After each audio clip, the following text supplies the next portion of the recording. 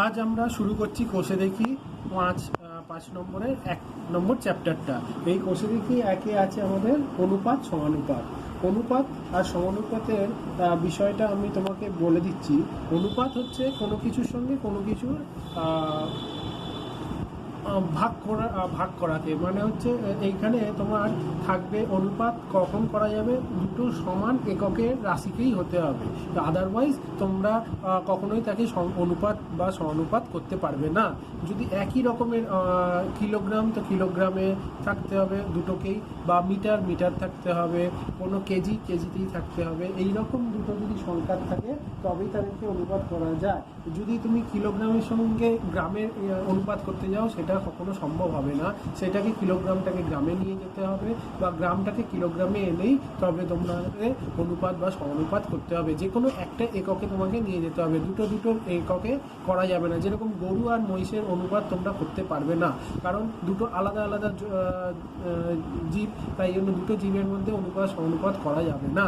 দুটো জীবকে আলাদা আলাদা করে আমরা জানি, তাই জন্য দুটো জীবের মধ্যে অনুপাত সমানুপাত করা যায় না। যেরকম বাঘের সঙ্গে বাঘে করা যেতে পারে অনুপাত সমানুপাত, ঠিক আছে? তাহলে আমরা প্রথম চ্যাপ্টারের প্রথম অঙ্কটাই শুরু করছি। এবার একেরটা আমরা শুরু করছি। এখানে বলেছে নিচে রাশিগুলি অনুপাতে প্রকাশ করি ও অনুপাতগুলি সমানুপাত, লঘু অনুপাত না গুরু অনুপাত, এইটা বুঝে লেখো। লঘু অনুপাত বলতে কি বোঝাচ্ছে? লঘু অনুপাত মানে বোঝাচ্ছে হর, লব অ্যান্ড হর দুটো থাকে। ভগ্নাংশে কি কি থাকে? লব ওপরেরটাকে বলে, হর তলারটাকে বলে। যদি লব তোমার হরের থেকে ছোট হয় তাহলে সেটাকে বলা হয় থাকে লঘু অনুপাত। আর গুরু অনুপাত কোনটা হয়ে যাচ্ছে? যদি লব হরের থেকে বেশি হয়ে যায় তাহলে সেটাকে গুরু অনুপাত বলা হয়ে থাকে। তাহলে এবার আমরা অঙ্কটাকে শুরু করি। একের এক বলেছে 4 মাস এবং 1 বছর 6 মাস। তাহলে আমরা কি করতে পারি? দেখো এখানে 4 মাস বলেছে আর এখানে 1 বছর 6 মাস বলে দিয়েছে। এইটাকে তোমরা কখনোই অনুপাতে বিশ্লেষণ করতে পারবে না। হয় মাসটাকে বছরে নিয়ে যেতে হবে বা বছরটাকে একবারে মাসে নিয়ে চলে যেতে পারে। তাহলে আমাদের এখানে সুবিধা হচ্ছে বছরটাকেই মাসে নিয়ে চলে যাওয়া। তাহলে 1 বছর 6 মাস সমান সমান 1 বছর সমান সমান কি জানি 12 প্লাস 6 মাস ইকুয়ালস টু 18 মাস। তাহলে এবার আমরা অনুপাতে বিশ্লেষণ করে দেখি। 4 ভাগ 18 কি হচ্ছে? 2 দুগুণে 4, 9 দুগুণে 18, তাহলে 2:9। এটা কি অনুপাত? দেখো এখানে লব হচ্ছে হরের থেকে ছোট, তাহলে এইটা হচ্ছে লঘু অনুপাত। লঘু অনুপাত, ঠিক আছে? এইরকমভাবে আবার আমরা দুইয়েরটা করি। দুইয়েরটা বলে দিয়েছে 75 পয়সা এবং 1 টাকা 25 পয়সা। 75 পয়সা আমি পুরোটা লিখছি না, এবং 1 টাকা 25 পয়সা। তাহলে 1 টাকা 25 পয়সাকে আমরা পয়সায় নিয়ে যাই, তবেই আমরা অনুপাতে বিশ্লেষণ করতে পারবো। 1 টাকা 25 পয়সা ইকুয়ালস টু 1 টাকা মানে 100 পয়সা প্লাস 25 পয়সা ইকুয়ালস টু 125 পয়সা। তাহলে 75 ডিভাইড বাই 125 পয়সা। আর অনুপাতে কখনোই তোমরা একক লিখবে না। অনুপাত মানে হচ্ছে একক ছাড়া, ঠিক আছে? তাহলে 5 দিয়ে কাটি। 15 5 75, 5 দুগুণে 10, 25, 5 3 15, তাহলে 3:5 এইটা হচ্ছে। এবার 4-এরটা করি। 4-এরটা বলেছে 1.2 কিলোগ্রাম এবং 60 গ্রাম। তাহলে আমরা এটাকে কি লিখতে পারি? হয় এটাকে কিলোগ্রামে নিয়ে আসতে হবে 60 গ্রামটাকে, বা এটাকে গ্রামে নিয়ে যেতে হবে। তাহলে 1.2 কিগ্রাকে আমরা কি লিখতে পারি? ইকুয়ালস টু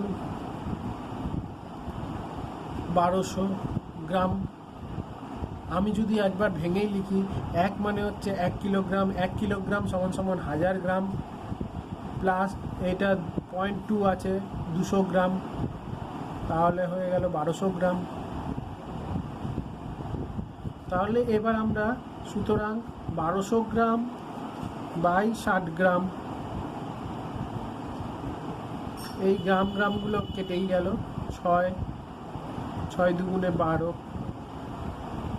তাহলে 20:1। আচ্ছা, ওপরেরটাতে আমরা এটাও লঘু অনুপাত পেলাম, আর এটাতেও আমরা এইটাতে আমরা পেলাম গুরু অনুপাত। কারণ দেখো এখানে হচ্ছে লব বড় আর হর ছোট, হরে এখানে 1 আছে, তাহলে 20:1 এটা হবে গুরু অনুপাত।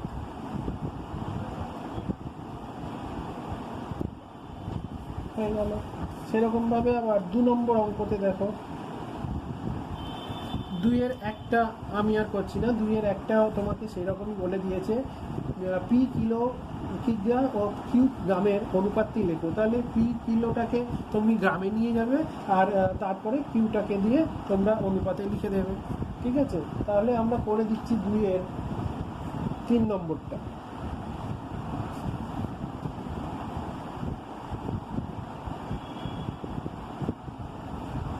2-এর 3 নম্বরটা বলে দিয়েছে, একটি অনুপাত ও তার ব্যস্তানুপাতের মিশ্র অনুপাত কি ধরনের অনুপাত হবে তা লেখো। তাহলে দেখো 2-এর 3 নম্বরটা বলেছে একটি অনুপাত তার ব্যস্তানুপাতের মিশ্র অনুপাত কি হবে তা লেখো। একটি অনুপাত মানে হয়ে যাচ্ছে x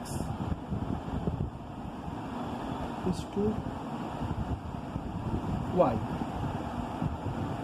তার ব্যস্তানুপাত কি হবে, x এর ব্যস্তানুপাত কি হয়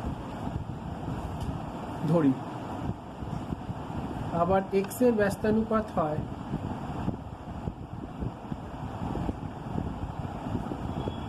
ওয়ান বাই এক্স, আবার y এর ব্যস্তানুপাত হবে 1/y। তাহলে এদের অনুপাত কি হবে,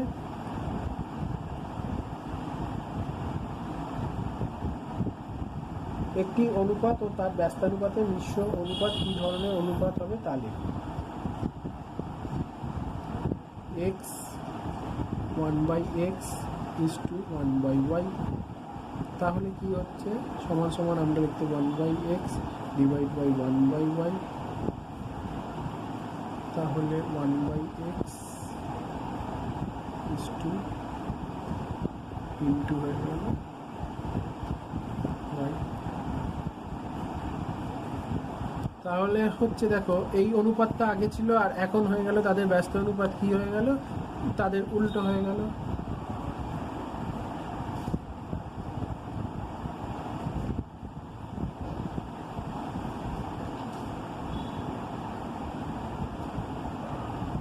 এর অনুপাতের ঠিক বিপরীত। ঠিক আছে, এবার আমরা 4 নম্বর অঙ্কটা দেখি। 2-এর 4 বলেছে a/b = c, b/c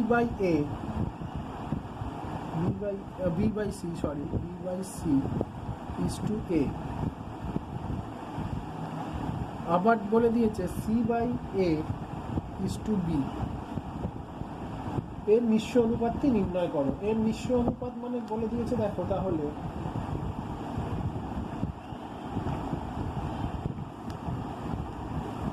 তাহলে কি হবে, a/b = তাহলে a/b, এইগুলো একসঙ্গে থাকে, ওপরে থাকবে a/b ইন্টু b/c আর c/a,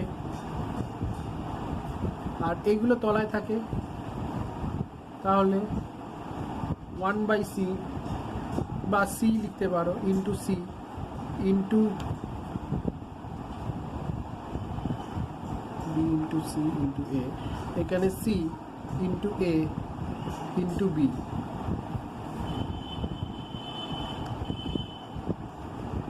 তাহলে এখানে দেখো কি কি হচ্ছে, এ এ কেটে গেল,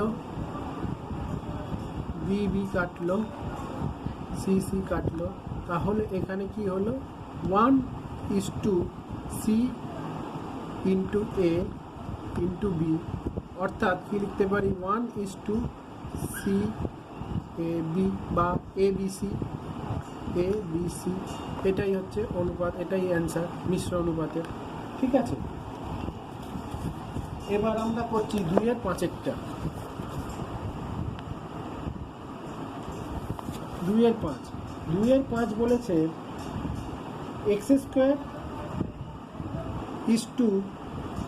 y z, কোন অনুপাতের মিশ্র অনুপাত হবে এক্স ওয়াই z² হিসাবে লিখতে পারি। তাহলে আমরা সেই রকমভাবেই লিখি। আমাকে কি জানতে চাইছে, এইটা কি লিখলে পরে এইটা হবে এক্স ওয়াই z², এটা হতে হবে। তাহলে আমরা কি লিখি, ধরি পি গুণ করে পাই, ধরি p/q, বোথ সাইডে গুণ করে পাই। তাহলে কি হবে x² p by q into yz equals to xy by z²। और কি লিখতে পারি, x² by x² into z² p equals to xy into q into yz হলো।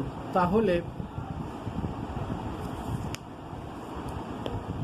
और এইদিকে আমরা করে নিতে পারি, এইদিকে p/q-টাকে আমরা যদি রেখে দিই, p/q ইকুয়ালস টু, p এর জন্য আমরা এখানে q-টাকে নিয়ে এলাম xy ইন্টু yz,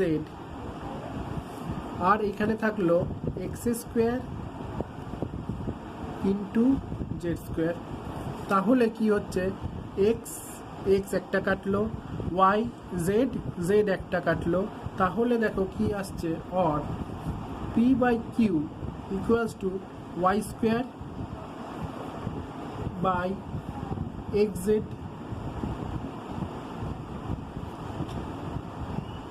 সুতরাং p/q equals to y² equals to xz। আমাকে তাহলে কি করতে হবে, এইটা আমাদের কোন অনুপাতের মিশ্র অনুপাত, এইটা হবে। তাহলে এই অনুপাতটারই আমার মিশ্র অনুপাত হবে এটাই তাহলে অ্যান্সার। ঠিক আছে, তোমরা বুঝতে পারলে নিশ্চয়ই। এবার 3-এর 1-একটা করি। এবার আমরা 3-এর 1টাকে করি। 3-এর 1 বলেছে নিম্নলিখিত মিশ্র অনুপাত বা যৌগিক অনুপাত নির্ণয় করি। তাহলে দেখো কি বলে দিয়েছে, 1 নম্বর অঙ্কটায় বলে দিয়েছে 4:5, 5:7 এবং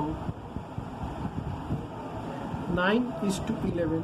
তাহলে আমরা এটাকে কিরকমভাবে করতে পারি, আমরা করতে পারি, और 4টা আমি একদম ভেঙেই করছি, 4:5 মানে 4/5, ঠিক আছে, ইন্টু 5/7 ইন্টু 9/11। और আমরা এটাকে কীরকমভাবে করতে পারি, और করতে পারি 4 × 5 4 × 5 × 9 is to 5 × 7 × 11। তোমরা ডাইরেক্ট এইটাকেই করবে, আমি তোমাদের বোঝানোর জন্য এই জায়গাটাকে করলাম। তোমরা এইটাও করতে পারো বা স্কিপ করে এটাকেও এই স্টেপটাকেও করতে পারো। তাহলে দেখো কি কি কাটা যাচ্ছে ওপর নিচের সঙ্গে, বা এটা করলে তোমাদের সুবিধা, কাটাকুটি করতে সুবিধা হয়। দেখো 5-এর সঙ্গে 5 কাটলো, আর কিছু তো কাটা যাচ্ছে না, তাহলে হয়ে যাবে আর 4-9 36 ইস্টু 7-11 77, এইটা হচ্ছে অনুপাত। ঠিক আছে, 3-2,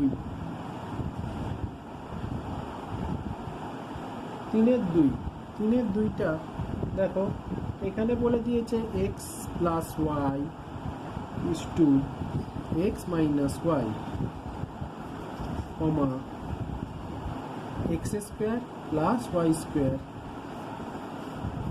ইস টু এক্স প্লাস ওয়াই এর হোল স্কোয়ার, এবং X square minus Y square is to X to the power 4 minus Y to the power 4। তাহলে আমরা এটাকে কিরকম ভাবে লিখতে পারি? তাহলে আমরা লিখতে পারি or X plus Y into X square, এইটাকে প্লাস ওয়াই স্কোয়ার, আবার এইটা X square minus Y square by, এইটা তলায় যাবে X minus Y X plus Y whole square X to the power 4 minus Y to the power 4। और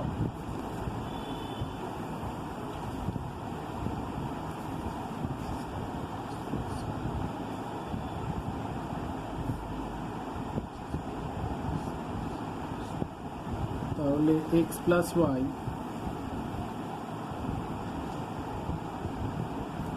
plus into X square plus Y square, এইটা মানে হয়ে যাচ্ছে এক্স প্লাস ওয়াই।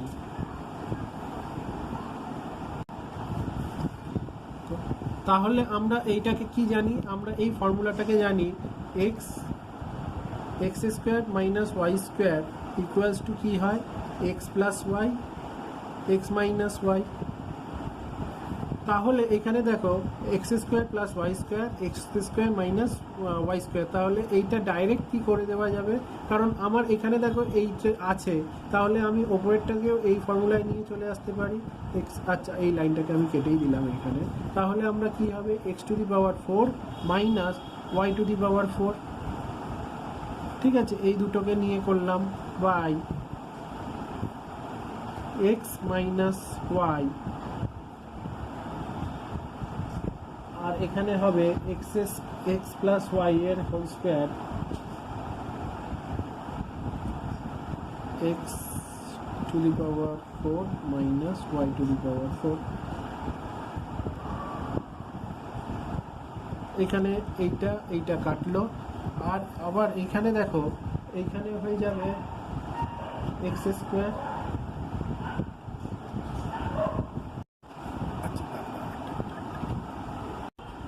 আচ্ছা আমি একটু টুকতে ভুল করেছিলাম, এখানে স্কোয়ার আছে, স্কোয়ারটা এখানে লিখলে তাহলে এইটা হচ্ছে, ঠিক আছে, X to the power X square minus Y square whole square.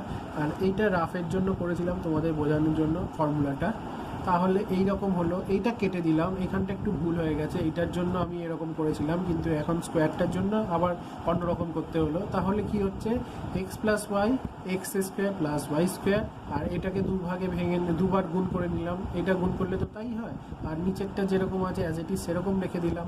তাহলে দেখো এবার এই জায়গাটাতে দেখো X square plus Y square X square minus Y square, তাহলে কি হবে এক্স প্লাস ওয়াই, আর এইটার জন্য X to the power 4 minus Y to the power 4, আর এইটাকে আমরা কি লিখতে পারি, এই যে ওপরের ফর্মুলাটা এক্স প্লাস ওয়াই আর এক্স মাইনাস ওয়াই, আর তলায় কি আছে X minus Y into X plus Y তার হোল স্কোয়ার, আর X to the power 4 minus Y to the power 4। তাহলে এইটা কাটলো, তারপর দেখো এক্স প্লাস ওয়াই এর জন্য 2 কেটে গেল, আবার এক্স প্লাস ওয়াই এটাও কেটে গেল, আর ওয়াই এক্স মাইনাস ওয়াই কেটে গেল। তাহলে আর এখানে কি হলো 1:1 অনুপাত, এটা হয়ে গেল 1:1। এইটাই একটুখানি আমার ভুলের জন্য তা এইখানটা কাটাকুটি হয়ে গেল। ঠিক আছে, এবার নিশ্চয়ই এবার বুঝতে পেরেছো তোমরা, আর কোনো অসুবিধা নেই। এবার করছি 4-এর 1। 4-এর 1 বলেছে a:b equals to 6:7, b:c equals to 4:5 হলে এবং b 6:7 আর b:c হচ্ছে 8:7, তাহলে a:c মান কত হবে সেটা বার করতে বলেছে। তাহলে এটা আমাদের খুবই সহজ অঙ্ক। সুতরাং কি লিখতে পারি, a/b into b/c equals to কি লেখা যায়, 6/7 ইন্টু 8/7। এটা করা যেতেই পারে। a/b আর b/c, তাহলে এখানে b কাটলো, তাহলে অর a/c ইকুয়ালস টু কি হচ্ছে, এখানে 8, এখানে কোনো কিছু কাটা যাচ্ছে না, তাহলে 8 আর 6 সিম্পলি গুণ করে দাও, 8 × 6 = 48, 7 × 7 = 49। তাহলে কি হবে a/c, অর্থাৎ a/c হয়ে যাবে 48:49। এটাই হবে অ্যান্সার। ঠিক আছে, 4-এর 2 একটা দেখো এবার কি বলেছে। 4-এর 2 a/b 2:3 হলে, আবার b/c 4:5 এবং c/d equals to 6:7 হলে a/d এর মান বার করতে বলেছে। a/d এর মান আমাকে জানতে চেয়েছে। তাহলে কি করতে হবে, এই আগেরটার মতনই। সুতরাং কি লিখবে, a/b into b/c into c/d equals to 2/3 into 4/5 into 6/7।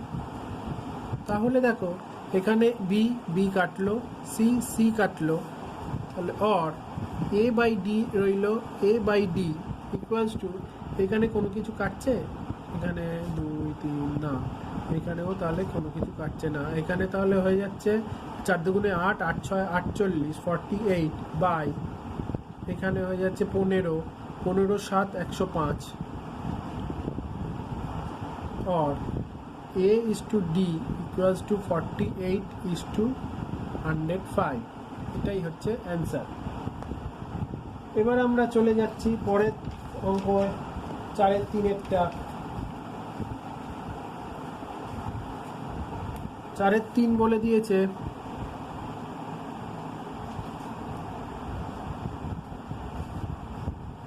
a/b এবং b/c 2/3 হলে, তাহলে a/b/c হলে কি হবে সেটা দেখাতে বলে। তাহলে দেখি a/b 3/4, b/c 2/3। তাহলে আমাকে জানতে চাইছে a/b/c কি হবে। তাহলে দেখো এখানে যদি আমরা আগের নিয়মে করি, আগের নিয়মে করলে b কেটে গেলে a/c থাকবে, তাহলে এইটা আমরা পাবো না, এই রকমভাবে পাবো না। তাহলে আমাদের কি করতে হবে, আমাদের অন্যরকমভাবে করতে হবে। আমাদের করতে হবে, দেখো a/b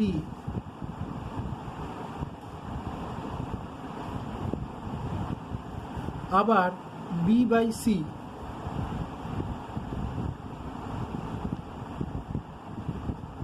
b/c a/b হচ্ছে 3/4 আর b/c হচ্ছে 2/3।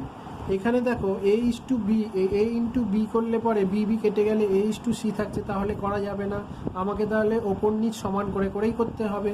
তাহলে দেখো এ আর বি, আবার বিটাকে এখানে উভয় পক্ষকেই সমান করতে হবে। তাহলে এখানে কি করতে হবে, আমাকে 4 এর সঙ্গে এখানে দেখো 4, এখানে দুটোকেই সমান করতে হবে, বি বিকে সমান করতে হবে। তাহলে 3/4 ইকুয়ালস টু 2/3।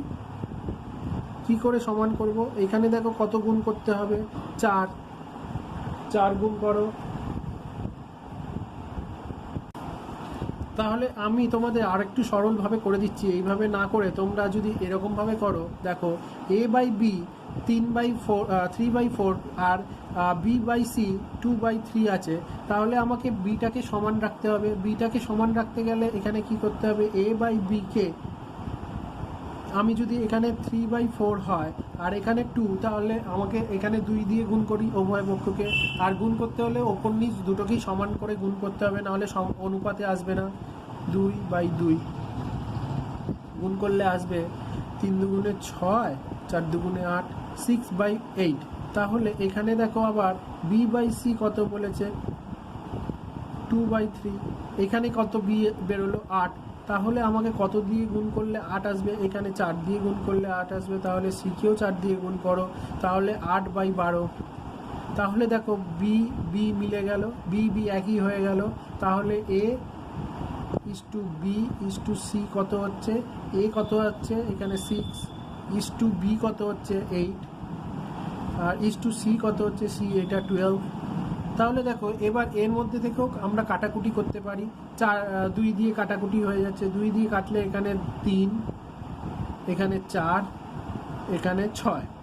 তাহলে A is to B is to C কত হলো, 3/4 ইস টু সি।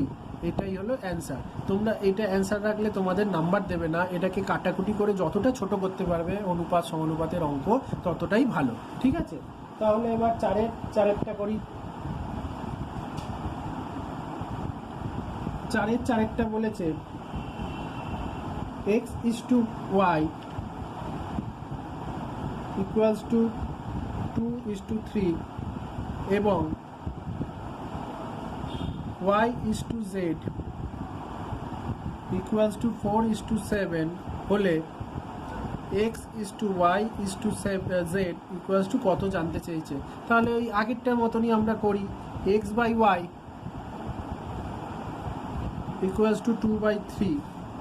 এখানে দেখো আবার y এখানে কত আছে, 4 আছে। তাহলে আমরা একই রকম আনতে গেলে এখানেও 4 দিয়ে গুণ করি, 4 to 4, তাহলে কত হলো 8/12। এবার y by z equals to কত আছে, 4/7। তাহলে এখানে কত হচ্ছে, y 12 আছে, তাহলে 3 দিয়ে গুণ করলে 12, আর তার লগে জেডকেও গুণ করতে হবে, কারণ দুটোকেই সমান রাখতে হবে, তো আমাদের অনুপাত দুটোকে সমান থাকতেই হবে। তাহলে 12/21। তাহলে দেখো এক্স হচ্ছে এইটা, ওয়াই হচ্ছে দুটোই 12, আর জেড হচ্ছে 21। তাহলে X is to Y is to Z equals to 8:12:21। এটাই হবে অ্যান্সার, কারণ এখানে কোনো কিছু আর ছোট করা যাচ্ছে না, একই সংখ্যা দিয়ে। আজকের মতন তাহলে এখানেই শেষ করলাম।